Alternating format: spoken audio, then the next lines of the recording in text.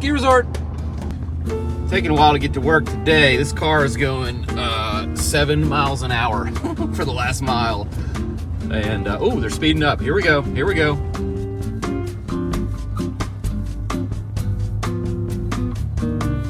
We are back on site. We've finished the soffits, and up next, we're gonna hit the porch ceilings and then install a bunch of siding. Okay, can we talk about the elephant in the room? Oh, if you want to see what's up with this, just watch Ray J Builder Buddies. There's probably 10 minutes of video about nothing but these jerseys, so make sure to check that out. We're gonna get to work and see what we can do here. You might need a little more practice with those fingers. Round two, Jono. Got another delivery here. Let's see what we got.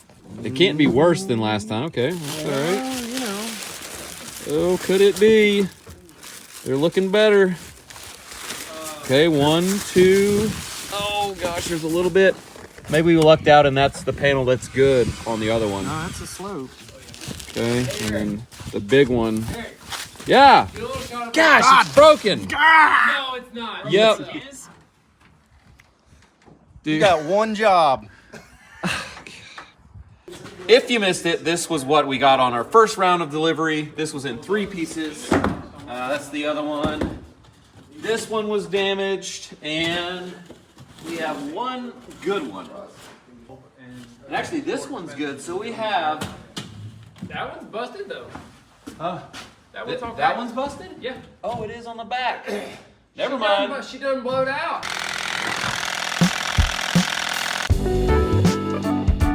Good tight. 28 1/8. That's not tight. You tight enough. On the can?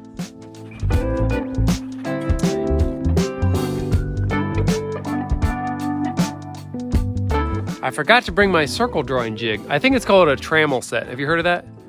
Definitely not. Trammel set? No? 0%. No. I've got one, but I didn't bring it. Lucky for us, though, this paint can is almost the right size. It's a little small, but I'm going to use it anyway by putting my pen against the side of the can here. It makes a space away from the can. It does. About 1/4, which is exactly what I want. And I can just go on around right there. And I think it's going just past my pencil lines, which I think is what we want. We'll check just to make sure. Because we can either cut with one line. With one line, we got 3 places we can cut. There are 3 positions. You can cut outside the line, you can cut on the line, or cut inside the line. So depending on what size that is, we'll decide where to cut. Break. Thanks, Coach. Thanks, bud. Oh yeah, you're welcome.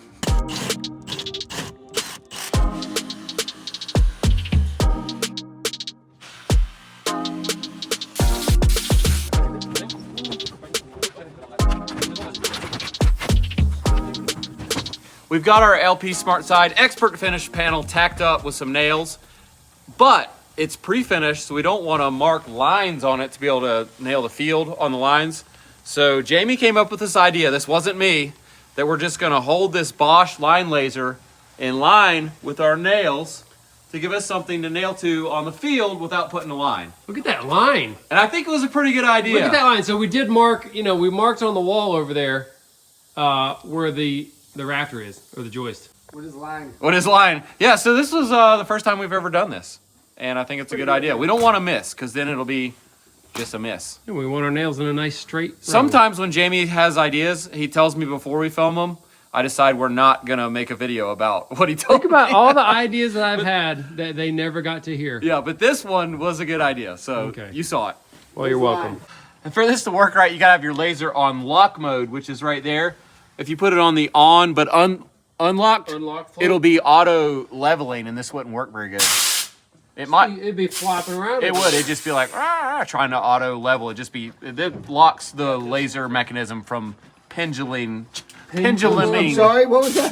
Penduluming? It hangs in there, and that's how it auto levels. So you can lock it, and then it'll just do whatever. Perfect. Don't put it in lock mode if you're trying to level a foundation or something, and you set it on the ground. So we've been talking about this morning potentially building a metal building out on our property at Dad's to store like leftover material, tractor, bigger tools, and what do you think? Yeah, well, ladders, scaffolds, all that stuff when it's not on the job. Yeah. Have a nice place to lock it up. What do you think? I think it's a great idea. Okay. There's rainy days, you could be pre-painting stuff in the Yes. shop. Oh, it'd be an awesome place to do our finishing, like trim and pre-painting materials. But yeah, So if we did it, I think we'd do like maybe a 10-part series about building a metal shop building. Would anybody want to watch that? I don't know. Leave a comment. We might do it. Okay. I'll leave a comment. I think Jamie, No, not you. Jamie wants a barn dominium though. Yeah. You know, how cool would it be to be able to pull your truck into your living room? I would love it. Yeah. I You mean, just sit in your truck and watch TV. with a remote on your dash. And That would be awesome. Jamie likes the finish gun for blocking like this. it's easy. It is, and Doesn't move. it's not holding any weight. It's just going to straighten the edge of our ceiling material.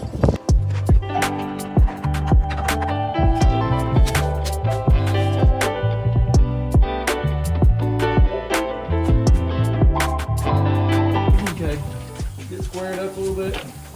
Well, they think we cut the length and we didn't do length. Oh, man. Here, just lay it right here. All right, 114, 1/2 cross cut.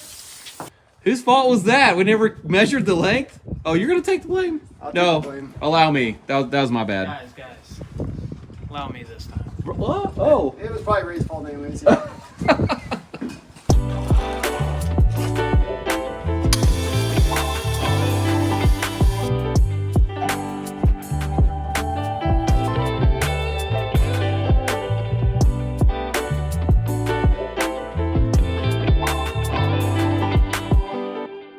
No painting, dripping paint on our nice finished deck. Nope. I like that. Just sap. Oh, just sap. Is that what that is? Yeah. I was looking at that. Oh this my side. gosh. Got a big It's a big sap drip right there. Give me a stick there, Ray. There it is.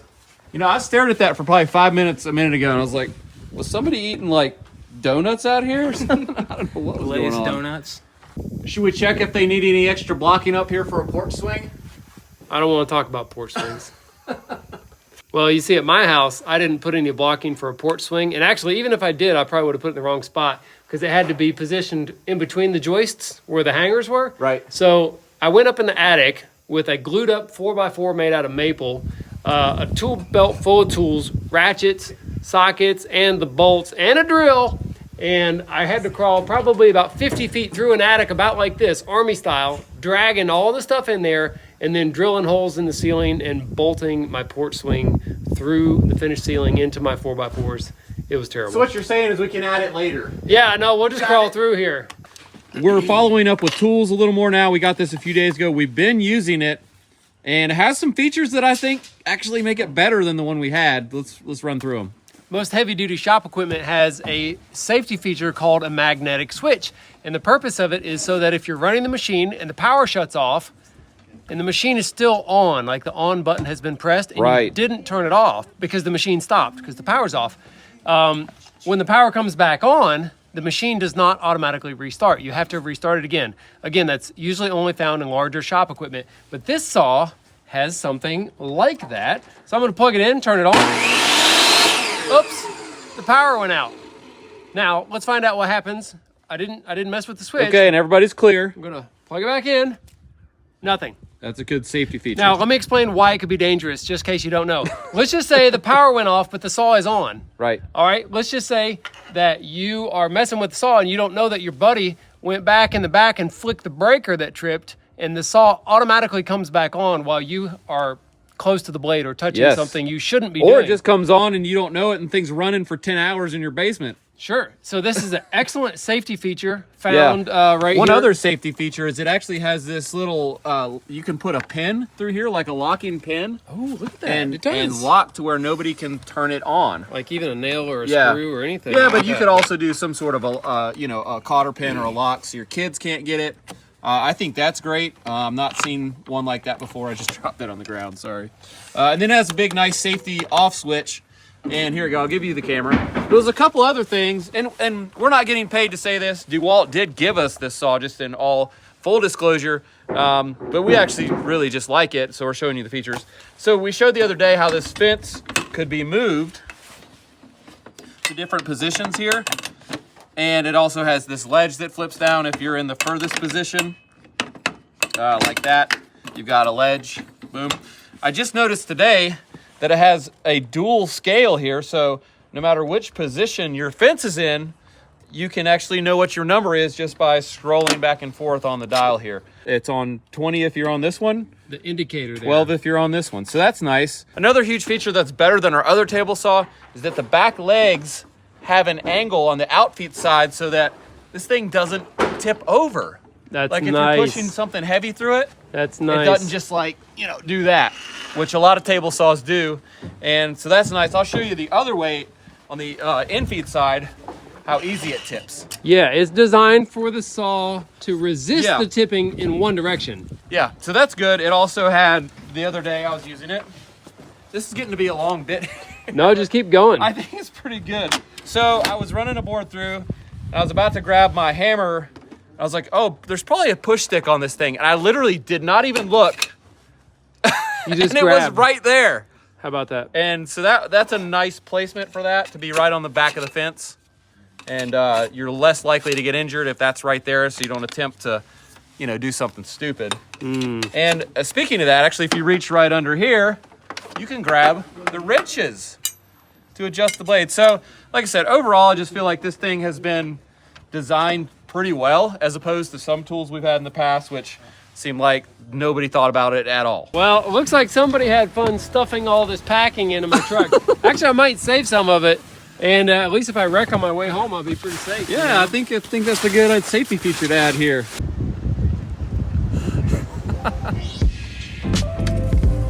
Cardinal coffee. I think the weather got a little wacky last night. There's giant trees just uprooted in the road. No power today. We got it. There it is. The Predator. What? It's kind of a weird name, isn't It it? is a little bit weird, but That's a really quiet setup. it is nice. I mean, we got a generator running and a compressor, and I can still hear Jono. Yep. And once again, house wrap is gone. Jason and I even talked about putting button caps on this, and I was like, nah, it probably won't get that windy again. It actually broke the board and blew the doors open last night. That's nuts. I don't know how it didn't break the doors. There's a lot of force there.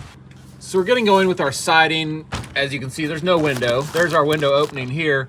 So we're gonna leave our siding back 2.5 inches on all sides of the window. That way there's room for this window flange to go in and get nailed later. Then we'll hold our window trim up once we have the window, scribe the siding, basically trace it and cut it out, let the window trim in.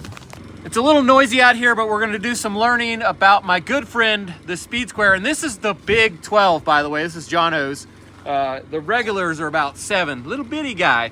The big 12 is good for marking longer lines like this. So here's the predicament. I'm gonna mark a 512 angle on this piece of trim that's gonna go up against our soffit.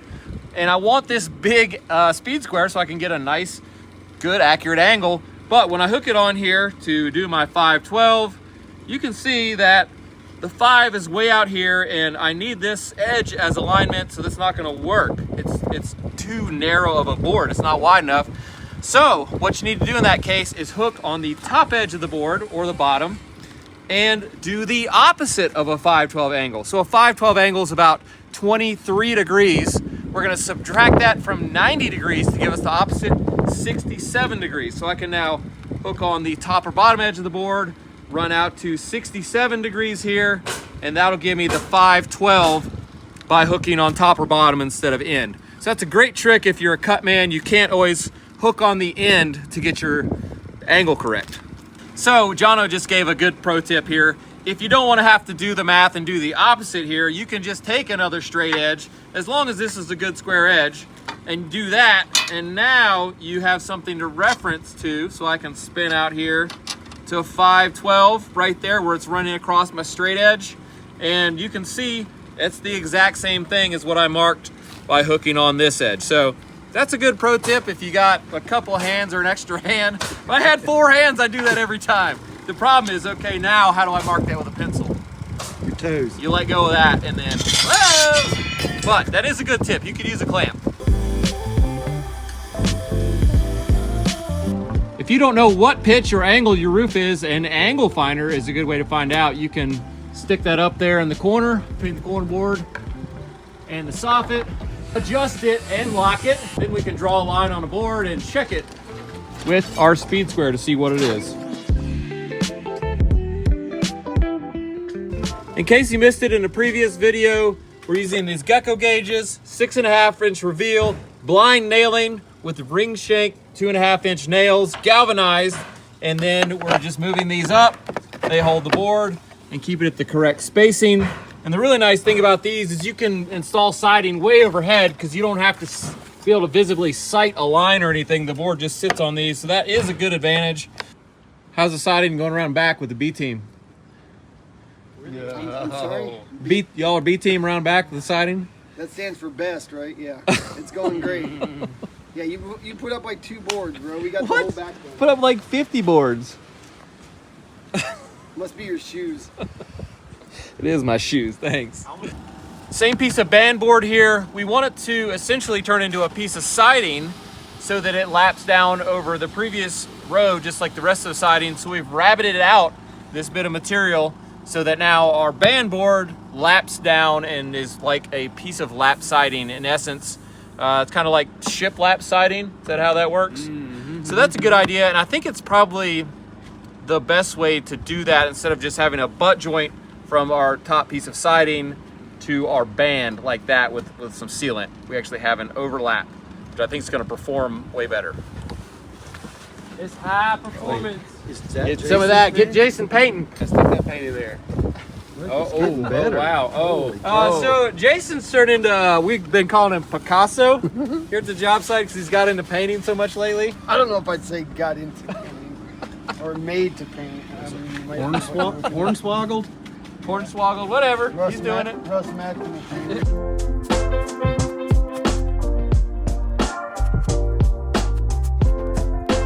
We're gonna stop right here on this side today because we need a piece of Z-flash, which is a piece of bent metal that'll go behind the siding here on top of this and roll down that.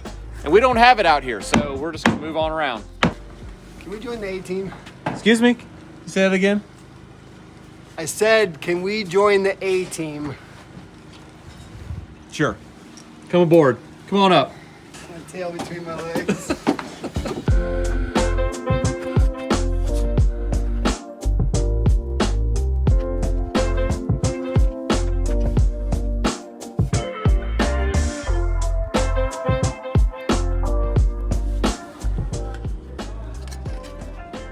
Didn't know you were into origami. Yeah, can you guess what it is? Is it a hummingbird? No, it's a peacock. It's pretty cool, huh? Yeah, it's awesome. Well, really, it's a piece of counter flashing. This is the weirdest, most folded up piece I've ever made. Really? I'm sure of it, yeah. It is pretty crazy. Smallest, weirdest, most folded up. And it goes right there, right? Yeah, we have a situation where the corner board is interrupted by the edge of the roof. And I wanted to make sure that the flashing all tucked in such a way that water can never get in behind the corner board.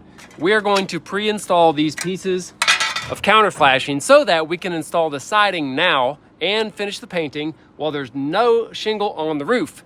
That allows us to walk everywhere and drip paint if we accidentally do. Oh, would we do that? No, we would never do that. That's not from paint. All right, so we got our counter flash here starting at the bottom, and we're gonna have our counter flash going up the angle right there. And then I mocked up a small piece that they might make that will actually tuck in underneath of this and actually keep the water from getting in behind it right there. Yep, then shingle under that. Yep. Then maybe a faux shingle on top of that. Yeah, then a shingle, and then another piece of step flashing bent around the corner. And then lastly, I'm working on this piece of a template for the corner board because it's got all kinds of crazy cuts in it. I don't want to cut it into full piece and then find out it doesn't fit. I'm going to make a perfect template, take it down to the sawhorse, and transfer that to our real piece. Wow, that is crazy cut. It's taken me about an hour. You can see my hand. I'm trying to shield the wind here, folks. Yeah, it's windy. It sounds terrible in the audio if I don't do that. So, all right. Hey, I'm waving at you. You can see I'm using the stapler here to tack the flashing on. Usually you would use these roofing nails, and that's great and all, but these little pieces, they're hard to get like perfectly positioned while you're beating a 2.5-inch nail into the wall. So I find that the staples just gets it positioned like super easily. And really, it's gonna have other boards nailed over top of it to hold it in permanently. It doesn't really need that much.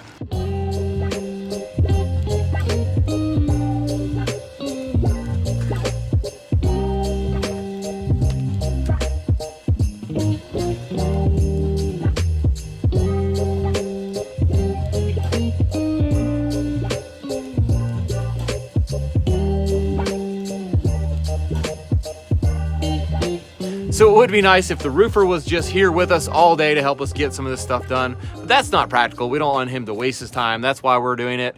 And I will add to this also, here's a thought. Why do you think houses cost more money that have lots of different roof lines that intersect other walls and roof lines? Well, because it takes forever to do the little details. Yeah, that took forever to just flash that one corner and make it work out in the corner board. So doing a simple like one roof line is so much more cost effective than doing a bunch of cut up roof lines with a bunch of intersections and weird stuff that takes forever to flash and figure out. Pro tip. That looks good, guys. Except for the no window and door stuff. Yeah, it looks great. If we come back Monday and that freaking Tyvek is off the roof, I just think we don't put it back for I now. quit.